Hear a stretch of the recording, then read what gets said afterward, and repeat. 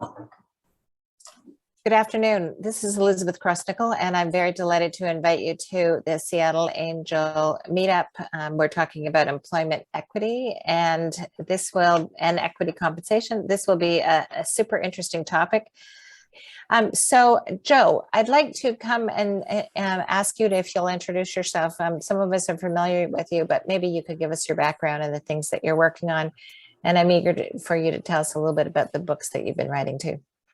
Sure. Yeah. Thanks so much. My name is Joe Wallin, and I really appreciate everyone talking about what they're working on. It's super helpful to hear that. I've been a early stage tech company lawyer, primarily tech company lawyer. Although we do, fun non-tech companies. We represent a great fast casual dining chain, for example. But anyway, I've been doing this for about 25 years. When I started my career, or when I was in law school, I thought I wanted to be a tax lawyer. So I got a master's degree in tax law. I did a clerkship with a judge, and then I tried tax law for a little while. But at some point, I ran into a group of corporate lawyers who were working with early stage companies, and they were all just having a great time, and fell in love with doing that. Conveniently, equity compensation is a big part of what every startup does, and a big part of it relates to taxes. And so fortunately I had some background in that helped me kind of, I don't know, it's been a fun career. Danny and I, we've been working together like 6-7 years now or something, 8 years now. I can't remember how long.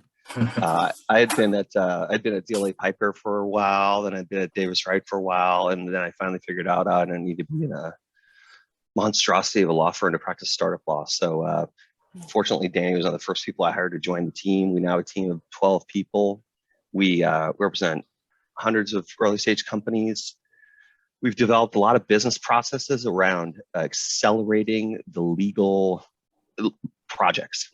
Let's just say, like, for example, if you want to set up a brand new Delaware company, you and 2 co-founders or whatever, we can send you a list of like 5 questions you need to tell us the answers to, and they're really simple. And we can generate great legal documents and get you set up for a really small sum of money and help you do it correctly. And so that you're also set up to go take the next step. So if you call us a week later and say, okay, we want to grant some advisor options to that advisor, well, we've got a whole process for that to make it go really fast and efficient and not waste people's time and get it done correctly. Yeah, and then in my spare time, I like to screw around with drone flying and golfing. And I used to be an avid writer character, and I wrote a couple of books sort of by accident. One of them is called The Holloway Guide to Equity Compensation, and it's free on the internet. You can read it, and it's designed to sort of help people answer basic questions about equity compensation. And then I also wrote a book called Startup Investing, Angel to Finish. Angel Investing, Start to Finish. Sorry, and that was a really fun book to write. You can buy that one on Amazon if you like, in hard copy, or you can read it on the. There we go. Yeah, you can read it on the Holloway.com website. But yeah, Danny and I, we try to be resources for the community. I'll quit talking and I'll let Danny talk about himself for a second. But pleased to be here, and look forward to hearing whatever questions you have as we go through our slideshow we did. Oh, awesome. Well, yeah, I'm Danny Newman. I'm a corporate securities attorney. I've been doing this over 10 years now, and so I've been around the block at least once. I love doing it, and doing things like this is my favorite part about the job. Getting out in the community and trying to enrich the ecosystem, and there's so many cool organizations. For instance, like Venture Out, like helping people at like the giant tech companies who have tons of awesome transferable skills, start their own companies and just kind of create jobs. And Seattle is such an awesome environment to do it. And it's my hometown. I grew up here, went to high school here, went to college here. So I love, seeing it grow and taking companies that are like literally tinkering in their garage, helping them get set up and raise money and hire folks and grant them equity. And then, kind of every step along the way in the progression, up through M&A events. So that makes it fun and rewarding. And there's plenty of interesting characters out there and crazy ideas. So I love learning as much about what everyone does as, helping teach and grow the whole scene. So yeah, we can dive into the slides.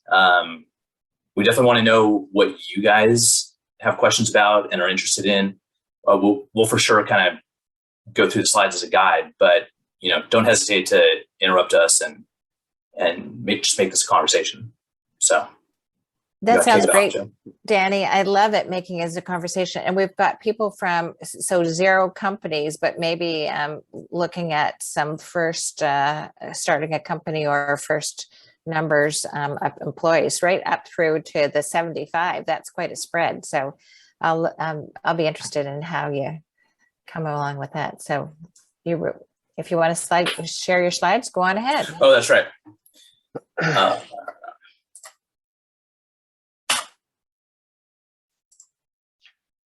Great. Danny, I'll start, I guess. Yeah, do it. Let's flip the slide. Well, slide 3. Well, you can flip to slide 2. What we sort of frame this in terms of what do startups need to know? What do investors and startups need to know?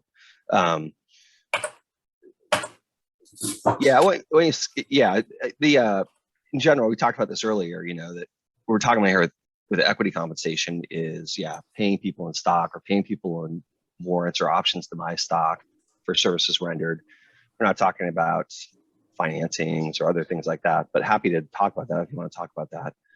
We do a lot of financing work as well as help people administer their stock option plans. But I guess, the overarching thing we tell people and we tell companies is we generally don't advise you try to self-administer your stock option plan. There's just enough complexity in the whole administration process that it's difficult if you've never done it before to do it entirely correctly. Sort of like trying to do your own payroll taxes. I mean, you wouldn't probably want to choose to do your own payroll taxes. You probably want to hire one of the great companies and do that for you, make sure all the filings are correct and everything else. Anyway, that's sort of our view on it. Because if you do it correctly and you do it one time, it might cost some money, but if you do it right the first time, it's going to be a lot cheaper than if you have to go back and fix something. And there have been some notable disasters. I mean, if you want to study a notable disaster of not doing it correctly, you can look at what Google did. And Google basically just flouted the federal law entirely. There's a federal law which limits how many options or equity awards you can give to service providers. Oddly enough, under the federal securities laws, these limitations exist because the thinking has been or was that, hey, securities are dangerous. These are potentially dangerous instruments, and we need to limit their use because we can induce people to do things like work for less cash than they might otherwise work for on the theory that the equity is going to be valuable, and then it turns out not to be valuable. So that's the thinking that informs these rules. But there's a mathematical limitation of under the federal law. There's sort of 3 limits, but you've got one that's just an easy $1 million per 12-month period limitation. So if you're starting out, you've got a brand new company, you haven't raised any money yet. And there's also a limitation, which is no more than 15% of equity per year. So that's a pretty big allowance as well. But once you get to be a bigger company, such as a bigger private company like Google was before it went public, and the stock value has really gone up, if you go over more than $10 million in awards during any 12-month period, you have to provide a disclosure document to all of your award recipients that includes risk factors and the company's financial statements and things like this. And that's the rule that Google disregarded. And as a result, immediately prior to its IPO, had to offer rescission to all the optionees, which is really nonsensical because I'm sure none of them, who would have given up their Google stock options to take some cash right before the IPO? That's kind of insane. And by the way, there's just what you run into in this area, and I'm going to weave a little bit around maybe in a nonsensical way, but what you run into is you've got these federal laws that you've got to comply with, okay? And they're not hard, but you just need to do the ticky-tacky thing and make sure you comply with the federal law. And then you've also got state law. So you're probably familiar, for investors, you're probably familiar with the all accredited investor offerings, You sell your shares to only accredited investors. You've got a federal tax exempt. You got a federal securities law exemption that actually overrides the state law. So the 506B has federal preemption over state securities laws. The only thing the state securities regulators can do is ask you to file the Form D and charge you a fee. They can't merit test your offering. They can't subject your offering to like review of your disclosure documents. They can't do anything of that nature. But in the context of granting service providers equity, whether that be restricted stock awards or stock options, the federal law does not preempt the state law. And so you've got to comply with the federal law and the state law. And some states, like for example, New York, and we try to maintain a 50-state guide, right? As we research states, we write down what we learned. So when clients tell us they're going to grant stock options in Georgia, we can immediately go to our guide and figure out what the rule is. But New York is the state where you're supposed to basically make an application to the attorney general of the state in order to grant stock options in that state. And so, I mean, there's just like these little traps, and you want to make sure that you comply with all these rules if you're a company. Yeah, Danny, let's go to the next slide. Yep. Yeah, so one kind of cool thing about this area, if you think this is cool, is that equity compensation involves really 5 different areas of the law. We've talked about the securities laws already. And then we've got the tax law overlay. We've got corporate law. We've got contract law, and we've got employment law, in the sense that whether someone's an employee or independent contractor plays into what kind of equity you can give them. Let's go to the next slide, Danny. So I want to just walk through the process here. You might be involved in a company that's going to grant stock options, or you might be getting a stock option from a company. You might want to know if it's done correctly. You might be reviewing a company's books and records to see if their books and records are in good shape before you make an investment.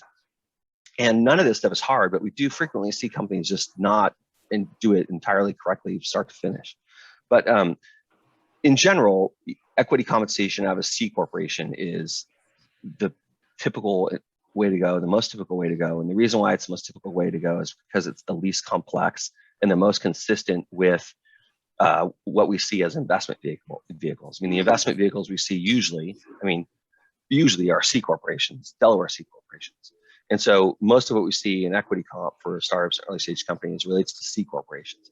You can grant equity out of an S corporation, but most startups we see today are not S corporations, because if you found yourself as an S corporation, you don't qualify for the qualified small business stock benefit, which is the up to $10 million exclusion from capital gain when you sell your stock after you've held it for 5 years.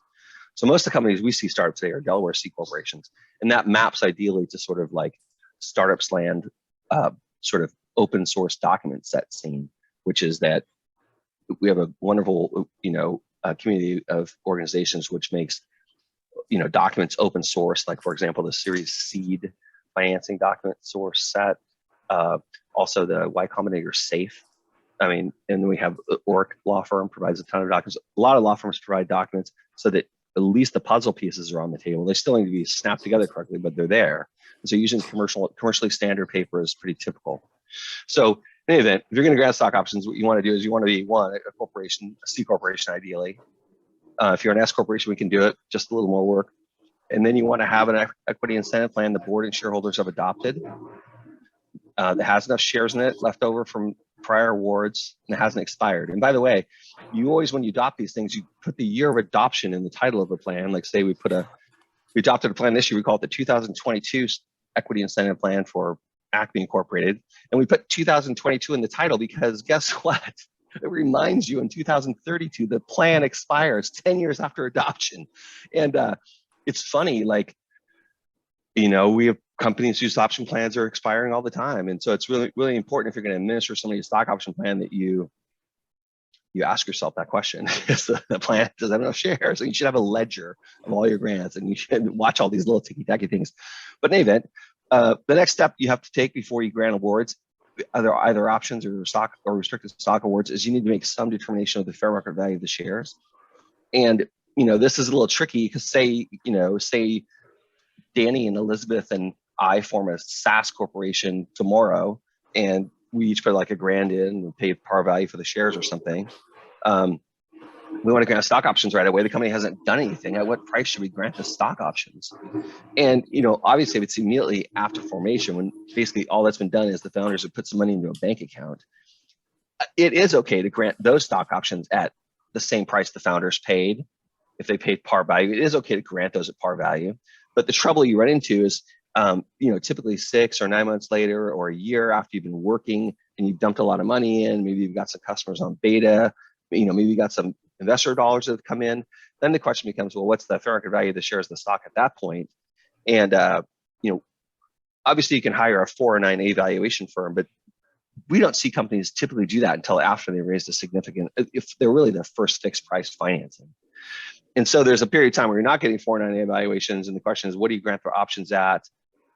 And we see companies primarily use in those situations kind of like a cost recovery view of if you're pre-revenue, one way to ask yourself what the current value of the company is to just say, well, if we had to start over from scratch, knowing what we know now, what would it cost us to get back to where we are? But you need to choose a valuation that's not unreasonably low.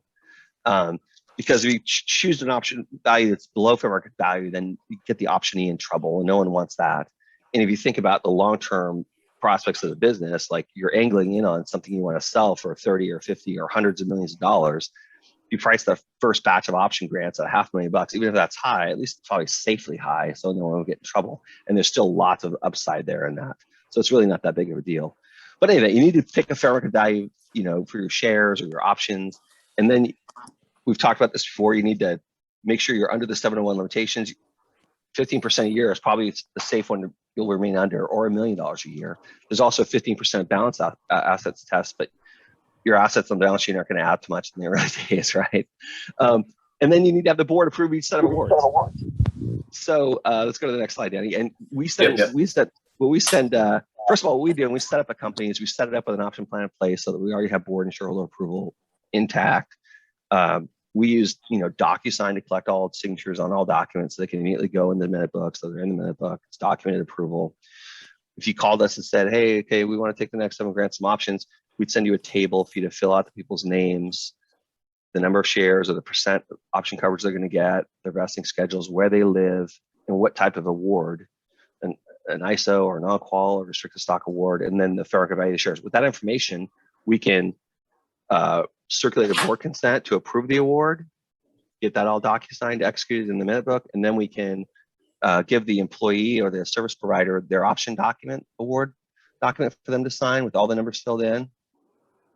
And then finally, after we do it, we have to give a copy of the plan to the optionee. That's a requirement. So we usually circulate that with the DocuSign as well. So we have proof we send it to them. And then if it's a stock option granted at no less than fair market value, there's no tax reporting at that time. If it's a restricted stock award, that somebody paid fair market value for the shares and makes an A3B election, there's no tax consequences at that time either. So, but there can be consequences. Let's go to the next slide on the tax basis. Wait. So this is the way to do it, but we see companies do it all the time where they just kind of hand them out like candy, or they'll just put it in the offer letter. There's like, hey, you're going to get an option to buy like 1% of the company or 0.5%. And sometimes companies think that's sufficient, or they don't consult us. And then some period of time goes by, and they're like, hey, can you send me a cap table that has all the options on it? And I'm like, send me the board consent evidencing the grant of these options and at the fair market value that the board has determined on the date of grant. And they're like, oh, well, we didn't do that. And then it can be really painful because you'll get some employees who think they're coming in at this earlier stage, and then maybe in the year or so that has gone by, the company has done a new financing at a much beefier valuation, and you can't go back in time. So then the board has to grant it then, and you just do this cleanup work, and the employees are kind of upset because they now are getting their options granted at a much higher fair market value. So it decreases the upside for them. Yeah, exactly. So yeah, to quote, yeah, you don't have a valid option grant unless you've got the board actually approving the options. And it does get another tricky thing that comes up is you can't have the board approve options to an employee until the employee starts work. Okay, so this is a little confusing because honestly, I recently argued with a lawyer at one of the really good big firms in the country about this, and I had to acknowledge that he was right, that this is the technical reading of the rule. And so for safety's sake, companies who are really scrupulous about the administration of their plan documents will wait until you'll give them an offer letter, and the offer letter will say, subject to board of directors approval, we will grant you an option to purchase some of our shares, subject to our standard form agreements, which you'll be required to sign as a condition to receiving the award. So it's really important when you deliver the offer letters that they say subject to board of directors approval, because that means if the board never approves it, the company doesn't owe them anything. So it helps you tie the knot. And so the board has to approve the award, and then the award has to be delivered to the optionee and executed by the optionee. And then everything needs to go in the files. And you got to handle the tax issues if there are any. And finally, the next slide is indicated on the next slide. You've got to make securities law filings if they're required. In California, you've got to file a form, California securities regulators, and you got to pay a fee in order to grant options. Same with Oregon. Washington, fortunately, if you have a board and shareholder approved plan, you're granting options to Washington residents. There's no filing. Many states are no filing states, but you run into these states which are ticky-tacky and want filings and filing fees, but you should file them. And then, of course, you've got to update your ledger. You've got to update your ledger. So that's not a long list of things, but it's just enough that if you try to do it yourself, you might miss something. So Joe, I'm going to, Ashish has a question. It's probably easier. The topics are going quickly for him to ask this relevant to your just recent statements. Yeah, let's do that, please. And I appreciate efficiency, so I might try to make the question as quick as possible. So just quickly understanding FM fair market value a little bit, right? Want to make sure I get this right. Let's say couple of people get together, put in $100 in the company. When you said it's at fair market, I think you used the word on par. So does that mean let's say you do $100 in the company, and let's say you had 100 equity points in the company. On par means one equity, $1. Is that right? Am I tracking that correct? Yeah, no. That's not what I meant. Yeah, no. Under Delaware law, your corporation's shares are usually ascribed a par value, and this is kind of like it's a little bit of a descriptor of the shares, but you might have like 0.0001 cent per share par value. Well, under Delaware law, you've got to pay at least par value per share when you subscribe for your founder shares. That's okay. But what I was saying was, if you just brand new formed a company and then you hadn't really gotten started yet and wanted to grant Danny an option or something, you probably grant that option at par value to Danny. But the trouble you run into is like 6 months from now or a year from now, maybe you raised a little money by a safe, maybe the founders have each put in several months of work and you got a working demo of some type. Now your value, the shares, now the company as a whole is worth more than a couple $1,000s or whatever, and like, what value do you price the options at then? And I think, pre-revenue, pre-significant investment, we see founders just doing that on like sort of the back of a nap. They make notes, write down the 12 reasons why you think the fair value of your company at this juncture for purposes of granting stock options is $500,000 or whatever it is. Put in your file in case the IRS ever shows up, so you can remember what you were thinking. But yeah, we've also seen situations where companies will just price the first set of options like I'd say $1 million valuation or something, and then they'll go do a financing, and then they'll come back with their 409A valuation, and they'll find out the price per share in their first 409A valuation is less than the initially granted options. Well, in that case, it's not too hard to just reprice those originally granted options downward to the lower price. So it's a little bit dumb. When I started practicing law, there was no 409A. And so Enron. Yes, I guess that's all. Yeah, that's funny. But I think 409A was actually targeting like the chair or the CEO of Coca-Cola at that time. He deferred like $1 billion in salary income until his retirement, right? Which is great if you think about it, because if you can defer $1 billion in taxes, the value of the tax deferral every year is just huge. Just huge amount of tax savings. So that offended Congress. I get why it offended Congress, but I don't understand why that means we have to follow these dumb games about granting stock options in startup companies. I think we should go back to the old days when you could grant them a penny and no one lost any sleep about it. But I guess one positive thing about the 409A valuations, by the way, is if you're going to invest in a company or you're going to get an option in a company and the company has a 409A valuation report, ask to see it. they're really super valuable pieces of information in terms of insights into the company. And I know some companies will not share that with a prospect, but it's worth asking. It's worth asking. And if you could sign a confidentiality agreement, if you're considering a job there, it'll provide you a lot of information about the company. It could be really valuable to you. I know. My second question, quick. You mentioned Carta. Do you have so we haven't used it, but are considering it.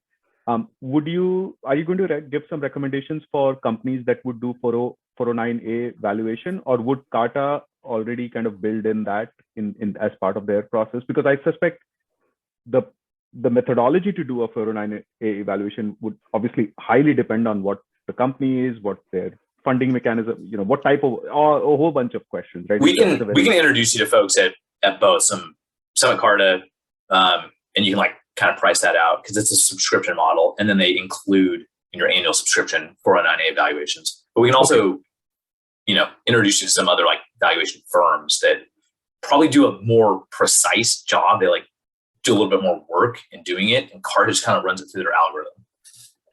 And so, what if you get it wrong? Meaning you price it at 10 million and somebody comes and prices it at 5 million. Essentially, what you've told your employees is that we've given you stock, which is a lot more worth than what it really is. So what are the, outside of obvious employee disappointment, what if they were, okay, yeah, you might have, if you see, you might reprice those options if there are options.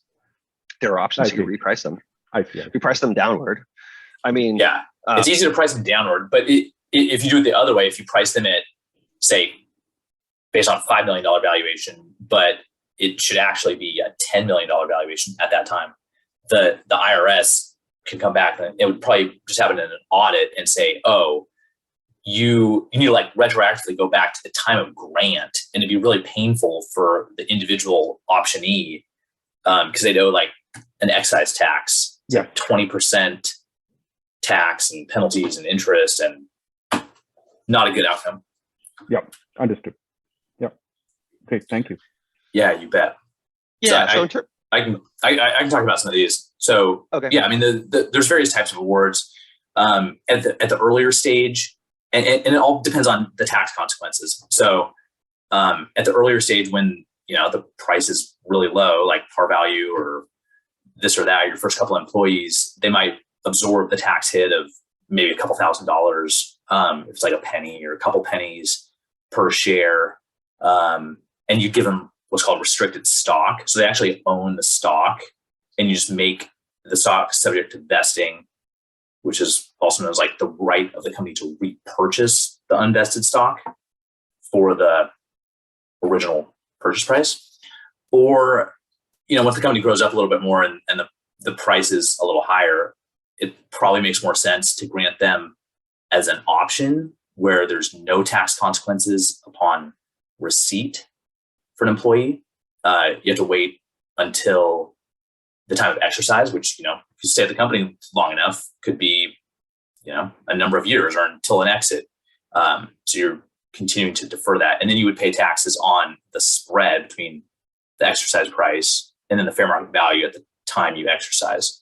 And that would be at your sort of personal income tax bracket, and the company would have to withhold taxes on it as well. There's other ones that Amazon uses a lot of, which are called restricted stock units. But that's not really anything that that startup companies that are private would do. Yeah, not until they're trying to get out in their public offering. I mean, but early on, because the way an RSU works is it's just a contract, right? Which says once you provide a year of service or whatever, we'll give you 100 units. And once you provide a year of service, we'll give you the 100 shares in settlement of the units.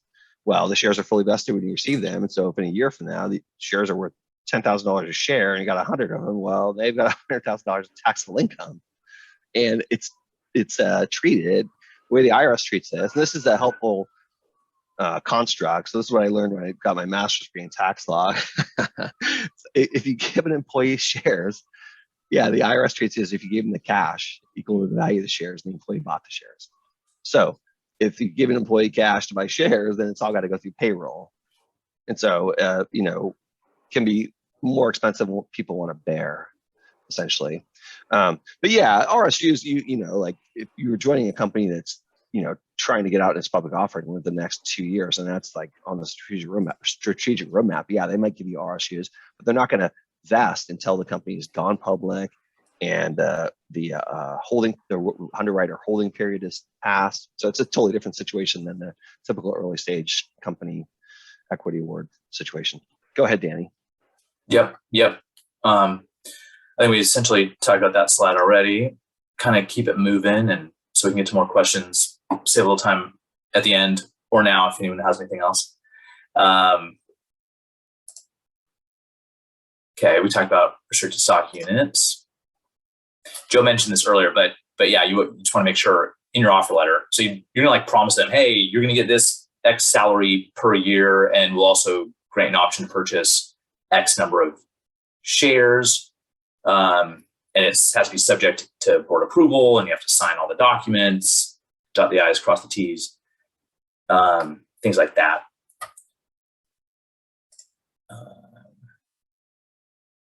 We talked about 409As. This like safe harbor is what you really want to go for. You don't want to have the burden on you as the company to justify why the board of directors, you know, like picked a number out of a hat. I haven't encountered it. I mean, it's probably a fairly low risk. The IRS probably has bigger fish to fry, but it's no substitute for just doing exactly as the law says. Yeah. By the way, it's a nice rule. If you get your 409A evaluation from an independent, you know, qualified appraisal firm, then if you are audited, the burden of proof to disrupt your valuation determination is going to be on the IRS, and they have to. I think it's something like clear and demonstrable. I mean, I think it might be a standard above a preponderance of the evidence or something. So it's a really nice safe harbor if you get an independent 409A evaluation. But yeah, like we said earlier, we don't typically see companies do this until a little bit later in their life cycle, and so there's some period of time where you're going to go without them. But once you start doing them, you're typically do them annually. Yeah. Although the rules say they're good for 12 months unless something material happens to change the valuation. So sometimes you might have to get them more frequently than annually if you have a financing or something like that. Yeah. Joe, do you want to talk about these distinctions? Sure. So we're going to grant stock options. I mean, there are two types. There's the so-called incentive stock option or statutory stock option, and then there's what's called the non-qualified stock option or non-statutory stock option. And it's a strange thing, but you know, this incentive stock option thing, these can only be granted to employees. There's an annual limitation. There's an amount that can become exercisable during 12 months that is limited with ISOs, and you got two holding periods with an ISO. But if you're an employee, you get an ISO grant. It's beneath the annual exercisability limitation. You hold the option. You hold the shares after you exercise the option for at least 1 year, and you know, since the date of grant before disposition, 2 years have passed. If you do all those things, then the employee has a capital gain on the sale of the shares, and the employee didn't have any ordinary income on the exercise of the ISO. Complexity arises in that, well, a couple complexities. One, the spread on the exercise of an ISO is an alternative minimum tax adjustment.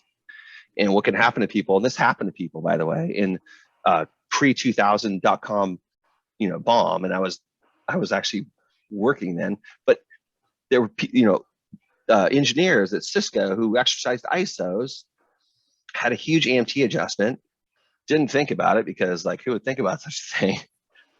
Companies are required to give you that ISO adjustment notification on a piece of paper by January 31st of the year following exercise. Then the stock crumbles, and now you're bankrupt because you can't even pay the alternative minimum tax that you owe. And so the AMT is complicated. And by the way, most of the time, employees don't meet the holding periods for options under ISO rules because they wait to exercise until the company is sold. So in that case, it's treated as a non-qual, except for there's some employment tax savings for the employee. Having said all that, I mean, if you want to be like the super most competitive you can be in granting stock options to employees, which has been the trend recently, companies would grant ISOs. just try to make the most marginally nice offer they can to employees, even though, at the end of the day, it's probably not going to be much tax savings. And by the way, the company loses the tax deduction on the spread on the ISO exercises, whereas with a non-qual, that spread on exercise, which is a non-cash, deduction item, right? There's no cash spread there for the company. The company gets a deduction for that. And, Microsoft did NQOs in its early days. And I remember, they had massive amounts of deductions for non-qual exercises, and that really reduced their federal tax burden. And there's been proposals from time to time in Congress to close that so-called loophole, but they haven't gotten anywhere. So anyway, I frequently have told startups, hey, look, if you're going to have to grant non-quals to people, because you're going to be granting non-quals and you grant options to advisors or independent contractors, and usually start with those people before you hire employees. If you don't want to have to learn two sets of rules, just keep granting non-quals. The employees aren't really losing that much. Anyway, I wrote a blog post about that I could send around if people wanted to talk about that. I like the non-qual rules. They're just a little easier and simpler to understand. And the company calculates the tax withholding at the time of exercise. So the employee is not left flat-footed, perhaps, not having gone to their tax CPA and done a calculation on their AMP, consequences. That's a lot for people to figure out. Should we go to the next slide, Danny? Yep. Yeah, so A3B elections, I'm sure you've heard of them. You can't make them with regard to stock options. You can only make them with respect to shares. So you have to receive shares. So the company could give you a restricted stock award. A company could also give you an immediately exercisable stock option. So it was exercisable even if not vested by you at any time after grant. And if the company gave you an immediately exercisable stock option and you exercised it, then you would receive shares subject to vesting, and you'd want to make an A3B in that instance. I'd warn you though, and I've written a blog post about this as well, immediately exercisable incentive stock options are not a good idea because the A3B election only works for, it only works for like AMT purposes. It doesn't work for ordinary income tax purposes or the reverse. Anyway, it's a totally wacky result. If you're going to get an immediately exercisable stock option, you want it to be a non-qual. And I could send you a blog post on that if you want to read about that. One thing that happens that we want to look out for, and we want to make sure is handled correctly if we're company counsel or if you're investors, and it's a pretty common rep in stock purchase agreements. Like I'm pretty sure it might be both in the Series C document set and in the MVCA document set. But the idea is, hey, if there were any A3B elections that were supposed to, or that could have or should have been filed, that the employees have filed them. Because if an employee doesn't file an A3B election, then let's just say we gave, Brian restricted stock award on 100,000 shares vesting in a year, and he doesn't make an A3B election. When those shares vest, he's going to be taxed then at the value then. And if Brian's an employee and we have to withhold from him, it causes big problems. So companies really want to see these things filed if they're due. And typically it's like founder shares. We get copies of them along with the certified file stamp, mailing receipts from the IRS, and we have those in the minute book. So when our company gets a financing offer and diligence is requested, all that stuff's sitting there, and there's no questions asked. It's been done. Well, have you seen it where, say, the founders haven't filed their A3B elections and everyone knows it? No, I mean, what do you do? Like, do you just have to you just run it through payroll every time, and as the value of the company goes up and they've raised a bunch of money, and it's just terrible, super painful, terrible result. Yeah, I know it's a terrible result. We recommend you. We have a standard form cover letter for you to put on the top of your mailing of the A3B election to the IRS, and we recommend you file a certified mail return receipt requested. Send an extra copy to the IRS and a self-addressed stamped envelope, and ask them to stamp it received and put it in an envelope and return it to you. But you want to gather all that stuff and put it in the corporate minute books, and you're also supposed to provide a copy to the company too as well. So it's ticky-tacky rules, and that's one of the things that if you do get to talk to any of your congressional representatives and you're asking them, they're asking you like, what can I do to make life better for startups? You could tell them to 1, repeal 409A, and then 2, reverse the presumption for the 83B elections. So, because what happens with founders is you're paying the fair market value of the shares. But you still have to file this election because you're receiving shares subject to vesting. The rules shouldn't require you to have to file anything if you paid fair market value for the shares. That's kind of nonsensical and just kind of creates a trap for the unwary. And so that's what I would tell my congressperson if I ran into them and they were looking for advice on how to make life better for founders. Should we go to the next slide? Yep. Yeah. So you want to take this one, Danny? Sure. Yeah. So you know, when you're going to hire someone, you don't know how good they're going to be and whether it's going to turn out well, and you don't want to just fork over fully vested shares or options. So you put it subject to vesting. When they're options, no one can exercise until they have vested. So the standard kind of in the industry is 4 years with a 1 year cliff, and the 1 year cliff means, well, typically it vests monthly, except the first year. If you have the 1 year cliff, that means that 25% of the total number of shares will vest on the 1 year anniversary of working for the company. And then usually it breaks out into smaller monthly chunks as they go. And advisors typically recommend more industry standard to do it on a shorter timeline, because they'll probably jump in at the early stage, have a big impact, maybe open a bunch of doors and introductions to customer pipeline or some investors and just their whole network, things like that. And then they might ride off to the sunset. So typically give them like a 1 to 2 year. Yeah, one way to think about investing, by the way, is because we have this tax law which treats the delivery of shares as the delivery of cash, right, equal to the value of the shares. Because we have that as our paradigm. What you want to do is you want to get shares into people's hands as soon as possible at the earliest possible value. And because the employee or the advisor or contractor, if the value of the company now is 100 and they're going to help it go to 10 million, they want to participate in the equity appreciation from that lower value to the higher value. They don't want to wait and get their award when it's at the higher value. That wouldn't be problematic if you could do that tax free. And I suppose that's another thing you can tell our congressional representatives. If you really want to spread the wealth around society, you make it easy for companies to give out equity to employees.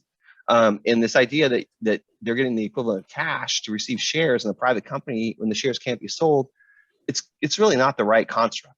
But anyway, this construct we have. So this is why you basically, like, you're going to hire someone to do a job. You usually assume, okay, hey, let's assume they're going to work for us for 4 years and they're going to fulfill their expectations to us over that 4 year period. Well, if they did that, how much equity would we give them for that? Okay, we'll give them that today, right? And they'll make an election to be taxed today or whatever. Or maybe they wanted to, whether it's an option or not, but we'll give them that today and they'll be able to recapture it if they don't fulfill. And the reason why we do that, again, is because we want to get the equity to them when it's as low value as possible, so they can participate in the upside they help create. One thing that's on the side, that is another thing to think about if you're going to be an advisor or consultant to a company, if you're only going to be there for 6 or 9 months or a year or something, having a 90-day post-termination of service exercise period for your options kind of on the bogus side, and a lot of companies will extend that to 5 years or 7 years or sometimes even 10 years for advisors, which is kind of nice. Think about it. If you help a company at its earliest stages, maybe only for a year, it would be nice to hold that option for 9 more years and see what happens, rather than have to write a check and exercise right away. So anyway, things to think about. And I think the trend is that more and more companies are giving a longer post-termination exercise period. I think Convoy does it, like, for service time. For instance, if you've been there over 2 years, they'll give you, say, 2 years or 18 months to exercise after you leave, as opposed to someone who's stuck around for a shorter period is only the 90 days. But even other companies are doing like 2, 4, 5 years for regular employees, and it's sort of a business decision in terms of like attracting talent and to risk for an employee to join a company, and they might take the best deal they can. Yeah, one thing you have to think about, by the way, and I don't think, I mean, there are companies that are going to 10 years, like Pinterest went to 10 years, and there's actually a individual, I'm forgetting his name right now. I think he maintains a list on GitHub of all the countries that I went to 10 years as opposed to 90 days. But yeah, one thing to think about though, if you go 10 years for everybody, well, it's just going to require the company to adopt additional equity incentive plans and equity incentive plan, allocations more frequently, because their shares are not going to ever revert to the plan, which is the rule. If somebody has an option to exercise it, and they have to exercise it within 90 days of termination, if they don't, all those shares go back into the plan so the company can use them again. Yeah. By the way, one of the things, and I'm just going to hit some random issues that come up. I mean, from time to time, someone will call me and they'll say, yeah, we hired this guy as an employee and we gave him stock options, and then extended his post-termination option period. He's been gone for 3 years now. He's no longer on payroll, and now he wants to exercise. And the answer is, it doesn't matter if he's no longer on payroll. That doesn't matter. You have to put him back on payroll, and you have to run it all through payroll. And that person has to write a check to you to cover the cash that you have to send to the IRS, unless you decide out of the goodness of your heart to do it yourself. But yeah, the IRS, the way the IRS looks at this is they look at the so-called origin of the claim. And if the origin of the payment was employment-related services, then it doesn't matter that you're not an employee anymore. And I can send a blog post on that to you if you like. Should we go to the next slide, Danny? Yep. I think the next one's the last one. Okay, good stuff. Yeah. So just some things to think about, as well as if you're reviewing these documents. Say you get offered an option, or you're an advisor of a company and they send you these legal documents. They usually follow pretty standard industry format templates. I mean, you'll usually see a right of first refusal on your shares in those documents. Sometimes you'll also see the company will have the right to buy back your shares at fair market value sometimes upon certain events, like say you compete with the company or you violate the company's agreements, quit working for the company. So some things to think about. But there were I think there were some questions thrown in the chat box. Should we go back to those? Okay. One of the questions was, yeah, does a non-US founder taxed outside the US have to file an A3B election? And the answer to that is no, because that person's not subject to US taxes. Now, this is a question we get asked frequently, like, we'll set up a US company, US Delaware company, will be granting options to people, and then somebody will want to grant an option or a restricted stock award to somebody out of country. And the question is, well, can we do that? And the answer is generally yes, but I mean, the law of that jurisdiction there might be implications in the law of that jurisdiction to how we do it. Like, for example, Australia. We were just working on a situation in Australia where there was some Australian tax complexity associated with how like the typical U.S. style didn't fit exactly right under Australia or the Australian tax law. So good idea in those situations to have somebody like who's got knowledge of the tax consequences in that jurisdiction guide you to make sure you don't inadvertently push a optionee in front of a bus or something. So yeah, I'm trying to see if there are any other questions in the whoever had some questions. Do you just want to ask them verbally here? Yeah, can I ask a follow-up question on the global employees? So Sure. So currently the way we are set up is actually US S Corp will convert to C Corp, need to do that. And then global employees in India as a private limited company. Do you have any thoughts on for key global employees offering stocks in the US entity or offering stocks in the global entity? Any thoughts on that?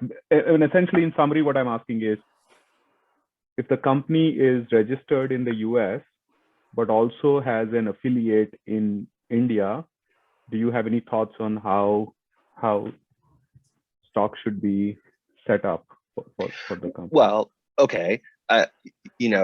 Usually what I see, and it's not always the case, so this is context specific, but usually if you have a US parent company with subsidiaries overseas, yeah, usually, optionees or equity award recipients, they want to receive that award in the ultimate parent company. So they want to receive it in the U.S. company because that's the entity which is the, ultimately has all the value of the enterprise Makes sense. rolled up into it. Makes sense. Yep. Makes sense. Yep. And I don't know specifically, but we have a number of clients with that same arrangement that you have.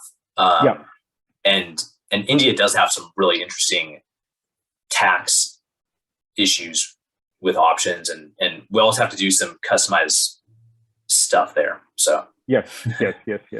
Yeah, India. Absolutely. We can have a 4-hour discussion on that someday. Tax laws in India.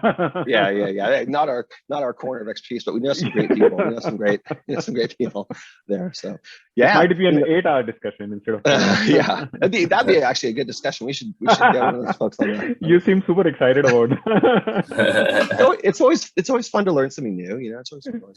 Yes. Well, that's basically what we had, I think, for the presentation.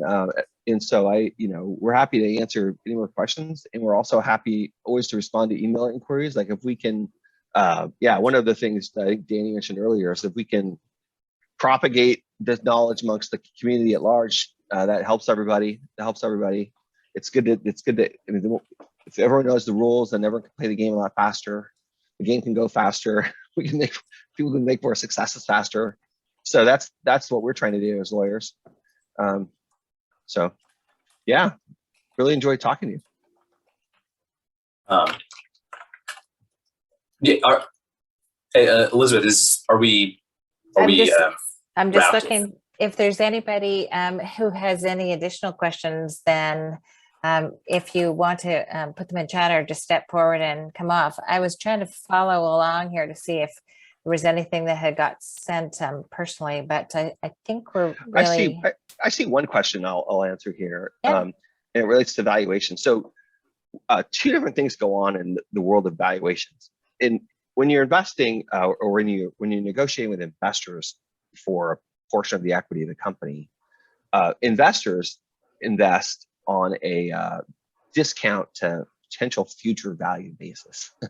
So, you'll hear...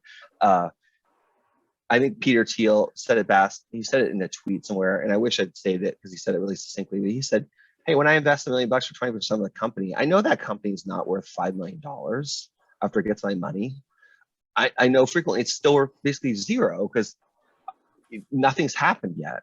But if the company becomes worth $100 million and I own whatever percent, it's going to be a great investment for me." So there are methodologies to investment that investors employ to make investments, and they're not always like a discount potential future value, but frequently they are. But when you grant stock options to service providers, completely different set of valuation rules apply. Completely different set of valuation rules apply, and the IRS doesn't require you to speculate about the potential future value of your company in granting a stock option. It requires you to use a reasonable valuation methodology. In those valuations, if you study them, basically ask, what's the company worth right now? Because you're granting the equity right now. So anyway, it's just 2 different things, 2 different worlds of valuation there. And so don't confuse the 2 of them. And like, for example, don't be afraid if you got a foreign entity valuation that values your common stock at 20 cents a share, that means, well, you got to sell stock to investors out or something like that. They're not even going to buy common shares. They're going to buy preferred shares anyway, which have rights and preferences and privileges the common stock doesn't have. But anyway, that's just one of the questions I saw reflected in the chat. I thought I'd respond to. Yeah, awesome. Definitely. Thank you very much. Yeah, and just to like echo that for a second. Especially for like a really early company, you might not want to go through the hassle and expense of doing a preferred stock financing and selling equity at all. You probably sell a convertible note or a safe, which has these conversion features that with later, you kind of just kick the can down the road on determining a specific fixed price valuation. Yeah. You just set like a cap or a discount so they get no worse than say a $5 million valuation at the time of conversion to preferred stock, or 8 million, or a 20% discount to whatever the later investors get. That's usually how that goes. And it's all negotiated. You can make it up. There's like some common numbers that get floated around. But you're not really looking at the balance sheet or crunching a lot of numbers to figure out what the valuation of your pre-revenue company is. Yeah, I'll take one more question here. Somebody asked, like, any thoughts on how much a patent grant can impact a valuation? And I think the answer there is it really depends on what the company's business is and what the patent grant exactly is. What I would share, though, that in my experience with software companies in particular, I don't see a significant uptake in valuations for software companies getting patents. And I'm willing to be corrected. I know there's always exceptions to the rule, but mostly what we see when we see early stage companies acquiring patents is, I mean, it's good business practice, and they might be very valuable, right? And if you have money for them, it's great to allocate resources to obtaining them. But yeah, I don't particularly see a ton of uplift from those myself. But happy to be corrected by somebody in the crowd if they have, and I think my response would be, well, it depends. It depends. The life sciences company, for sure, probably obviously much more valuable, but yeah, for software companies, it's But in any event, does anyone else have any other questions? Yeah, Joe and Danny, I'll jump in here with a real simple one. At the formation point of a new company, what are your recommendations about the percentage of the shares that should be allocated to the stock option pool? And what are the pros and cons for that number being higher or lower? 10 to 15% is totally fine. And you can always increase it later on. You just need approval of the board and majority of the stockholders. So it's not too big of a deal. And you're probably not going to, unless you have, when you have your initial founding team, that's usually who's going to get all the shares, and you might not have any cash left over to pay some full-time employees. So usually bum along a little while till you can raise some money. Or if you're close, if you can raise to get to revenue generation, which usually takes a while, then start hiring people, and then you can blow it up later and increase it as you go. Okay, thanks. Yeah, well, it's been great talking to you all. And like I said, don't hesitate if you want to, if you need or want any more information, don't hesitate to email us and ask us your questions. We try to.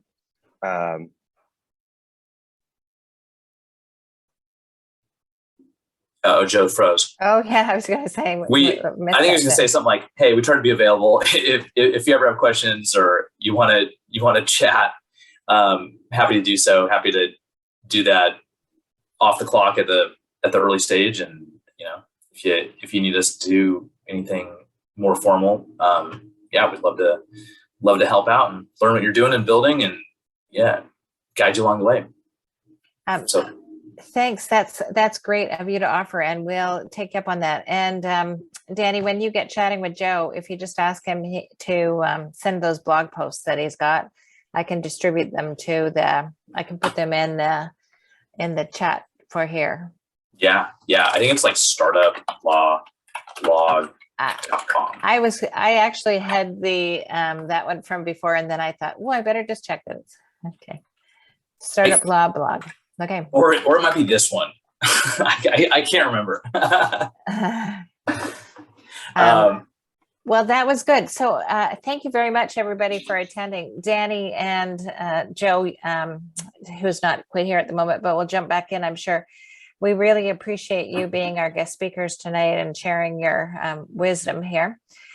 So people can go ahead and get in touch with them. Also, if you want to follow what John is doing with other meetups, then where you registered for today at the Seattle Angel Meetup, you can follow us there, and we'll find our next event, which is next week, and Minda Bruce is speaking. So that should be a very excellent topic. So I'll just put in the link here for that so you can come back to there. Thanks again. Stay in touch, and everybody stay well. Bye. Thank you, everyone. Thanks, everyone. Thank you.